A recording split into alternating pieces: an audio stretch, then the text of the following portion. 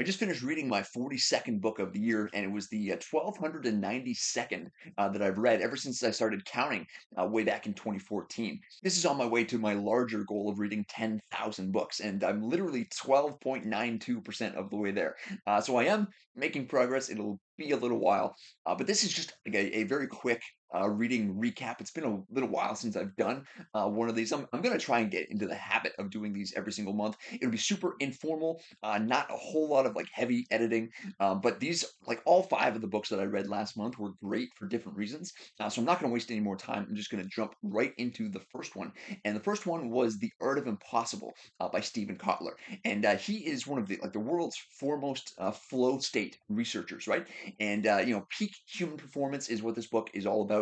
And it's about accessing like altered states of consciousness where things feel effortless and you're able to achieve a lot more. So like in his research, like he's big into like extreme sports. So you want to talk about flow states, like people like rock climbers and just people who do these insane physical feats. Like it's not normal like walking like everyday consciousness that allows you to do that. You have to reach like an altered level.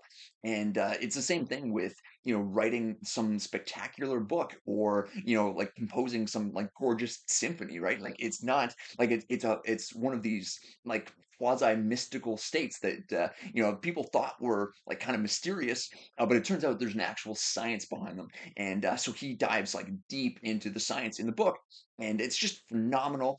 And there's a whole lot more in there as well. So it's not just about flow states, but like there's some incredible stuff about reading and learning and like just skill acquisition. It's just one of the best books that I read like this year. Guaranteed, I'll end up with 10 plus pages of notes from this book. It's just phenomenal. Highly recommend. And so the next book that I finished last month was The Everyday Stoic by my friend William Mulligan. And it's this book right here. And it just came out this year. And it's like a practical, sort of down to earth, very like conversational introduction to the philosophy of Stoicism, which made a big positive impact on my life throughout the years as well. Ever since, I mean, way back, like this is like towards the beginning, this was 2015, 2016, reading books like Meditations by Marcus Aurelius, and Epictetus, and On the Shortness of Life by Seneca. Like all of these like famous like early Stoic philosophers from antiquity. And they just like their thoughts and ideas made such a massive positive impact on my life. Like just my life got better from reading them. Like that's all there is to it. And it's like it doesn't, like I understand why philosophy puts a lot of people off. And like odds are, if you've been to like like an intro philosophy course in university, or like your idea of what like a philosopher is and sounds like is like boring, stuffy, kind of like not like sort of detached from reality, like as it's actually lived. And this book is the complete opposite. Like it's just like accessible, which is just how philosophy should be, because it's like about life. And William says in the book, we don't have to look for the good, we can be the good. So that one was really good. And the third book that I read last month was The Possibility of Life by this woman, Jamie Green. And it's about the likelihood and the possible sort of characteristics of intelligent life in the universe. And if we're like if it's like there's a little bit in there about how likely it is, like whether there is intelligent life elsewhere in the universe. But she kind of, I mean, she's kind of like side tabled that discussion in favor of discussing like what it might actually look like, and like what our experience would be actually coming in contact. So like how would we even communicate with someone or something or whatever that's like literally from another planet? Like would they communicate in the same ways? Would they use like the language of math or music? Would we even be able to understand? So those types of considerations, and what they might look like. Obviously, carbon-based life forms are probably the norm throughout the universe. I know, like, I'm mostly carbon. Carbon and muscle is basically what I'm made of. And oh, that's so stupid. But seriously, like it's how is it? How is life likely to show up? Throughout the universe. And this book is just studded with fantastic quotes. And one of my favorites is, we fear that as we learn more about what's beyond our solar system, silence and loneliness await us. So The Possibility of Life is one I read on my phone, but this one is called Dude, Where's My Catharsis by Phil Stark. And so he wrote the screenplay for the Ashton Kutcher movie Dude, Where's My Car? And he was actually like he's a comedy writer, right? And so he worked on that '70s show and a few others. Like he's had pretty substantial career in Hollywood. He's I think he used up most of his like his most funny jokes on that '70s show. Although there were a few in here. But he's a licensed therapist now, so like that's what he does. Hence the title of the book, right? Which I thought was catchy, interesting, and certainly hooked me in, right? And I was talking about the book in some other context, right? And I was saying that, if I was in the market for a therapist, I'd want to find someone, pretty much exactly like Phil, and the subtitle of the book is, friendly and engaging guide to talk therapy, right? And that is, exactly what you get. It's again, it's just like the everyday stoic. It's conversational and welcoming. And so if you're like sort of on the fence about like whether, therapy can help you, or like if you're even like what it might look like, and what kind of issues you can discuss, like what that relationship with your therapist is going to be like, then he just walks through like all of that stuff, right? And it's separated into I think 50 chapters. And one of the things that I actually really liked about the book, and I mean there's plenty to like, right?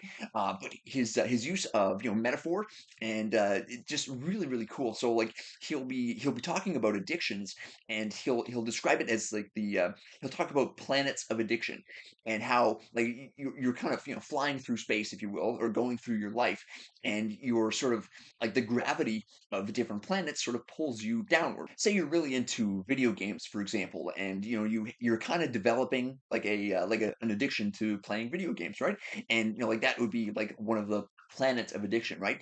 And some people like who are not addicted to video games can like they can visit that planet and leave whenever they want, right? So they can stop playing. I mean, they can pick up a video game and enjoy it for a couple hours, and then not think about it for like a day, or like the rest of their lives, basically, right?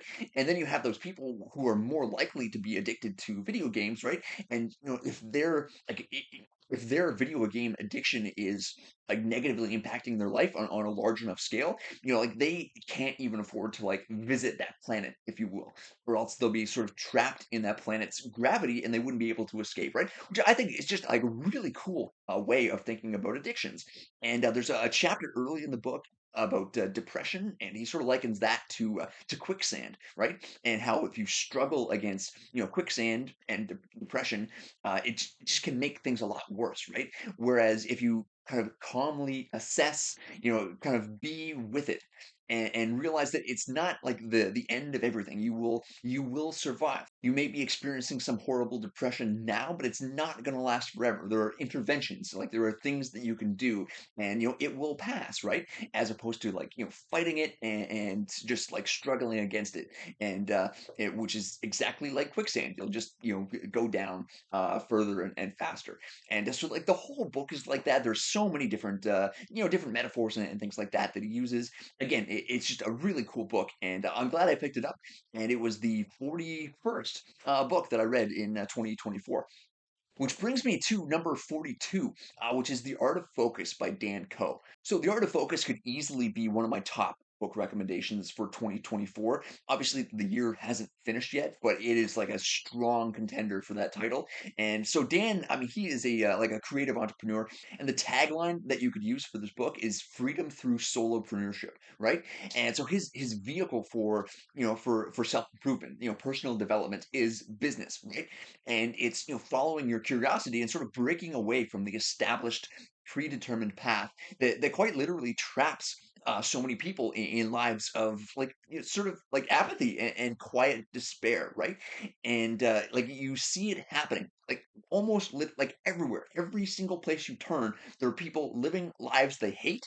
And even though like they absolutely categorically possess the power, the ability, the capacity to change something about their lives. There are specific actions that they can take to avoid, experiencing this crushing regret like 50 years down the line, like if they actually like did something to improve their circumstances and like made like pursued meaning and followed their curiosity and built something, like created something in the world, and for their own benefit and for the benefit of others, which is a huge theme in the art of focus. And even though that's possible, that's it's staring them right in the face. I mean, we're living through the internet gold rush right now, and people just see it, and for whatever reason, they just want to stay asleep, right? That you cannot, like, you can't force people to change, especially when it comes to like their lives, their beliefs, their like the way they're their way of life, and it's very, very difficult. So you can only change yourself. So there's obviously a lot going on with this book. I'm going to end up with pages and pages and pages of notes from this one, and I haven't finished my notes from it. I just finished it a few days ago, but at the same time, I would be reading a page of this book, and I would just be writing, like, I'd basically copy out the whole page like in my notes, and that happened like several times. Like, it's not long; it's maybe 200 pages, and geez, like there were entire pages that this has to make it into my notes. Like I have to remember this and come back to it, and which is what I've done for the last 1,292 books that I've read. Right, I've detailed notes from all of them, and I took so many notes from this book, which is just insane. So, if you're like into business or like personal development, or even if you feel like viscerally, like on the inside, some sort of like intangible sense of incompleteness, like you're not happy with something in your life, you think that something's missing, there's a chance that maybe there is, and it's not going to be an easy fix. There are plenty of easy paths that are going to be presented to you, from just like social media and consumption, basically. Like anything that you can consume is going to be a trap, basically, that you can get lost in, right? You can just consume like social media, drugs, alcohol, basically anything that pulls you away from this path, right? And one of my favorite quotes from the book, he says that the bigger the dream, the less visible the path. So the whole point is that this is not laid out perfectly for you. You have to create your own path, which is what most people are just not willing to do. Like they're not ready or willing to do that. And they deserve the life that they end up getting, right? And they just don't realize, or fail to take action on the fact that like they can change their life. And I mean, that's, I forget who said this. I think it was the poet Rilke, but he said that, all the great books say the exact same thing. They all say you must change your life. And so this one, The Art of Focus, I mean, obviously I took pages and pages of notes, but they all basically say the same thing. It says you must change your life. And yeah, this is going to be one of my top recommendations for the entire year. I just know it. And I highly, highly recommend it. And if you are into business and stacking cash, I want to invite you to join my private business mastermind on School. It's called the Competitive Advantage. It's the first link down in the description. Is where I take people from zero or wherever they are in their business, and I add at least like bare minimum $1,000 a month to their online business in less than 90 days, or I will work with you for free until you hit that number. And like you'll start to realize, like the first dollar online is the absolute hardest, I believe. And once you make that first dollar, that second dollar comes so fast, and you'll realize that like $1,000 a month online is like dead simple. Like it's not even beginner level. I think $10,000 a month is beginner level when you're talking about creative online income. And so I will help you get to at least $1,000 a month. And if it happens in more than 90 days, I will work with you for free until that happens, because I believe so strongly that this is the future. I mean, if you don't establish like a strong personal brand online and sort of secure your own freedom through alternate means, like no one is going to provide you with sustainability or freedom or anything like that, independence. Like nobody is going to do that for you. And like you have to do it yourself, but you don't have to do it alone, which is kind of the whole idea of having this group of people that are doing it together, right? And it's led by me. I'm at about $5,000 a month online income. My goal this year is to reach $50,000 a month, and whether I make that or not, like I have a high degree of confidence that I will. But when we're talking about like 0 to 1,000, or like wherever you are, like add an extra thousand, it's dead simple. Like you will see just how stupidly simple that it is. And I'll help you. Like I will be there like every single step of the way. As much hand holding as you need. So there's another book I'm reading right now. It's called The Black Count by Tom Rees, and it's about the real life Count of Monte Cristo, which is one of my like favorite books of all time. And so it was actually like the inspiration for the Count of Monte Cristo was Alexander Dumas' father, and so this is about Dumas' father and his father's father, and just like the French Revolution, like in the background of all of this stuff, and it's high drama, and it's like true, and it was the inspiration for this like phenomenal classic novel. And so yeah, I'm really enjoying this one right now. And this okay, so last one, I swear. But the anthology of biology was one of my favorite reads of last year. And so the author, Eric Jorgensen, he's a friend of mine, and he showed up to my podcast. So it's called the Competitive Advantage Podcast, and he was a guest. I'm still working on that episode. I'm shamefully late getting this out. Like I live in constant fear that that he's going to email me any day, just asking me if it's out yet. But it will come out very, very soon. And if you're subscribed to this channel, you will get notified when that episode comes out. It's just like it's one of the most optimistic books about the future and just where humanity is heading, and how we can all get there together. We can build the future, and it's just a phenomenal book. Fascinating. Yeah, I'll stop now because I'll never run out of book recommendations. But thanks very much for watching, and I'll see you in the next video. FaceTime, go I make time. All these people wanna hate, fine, I'ma make mine. While you sitting there complaining, I'll be training. While you sitting there just waiting, I'm creating.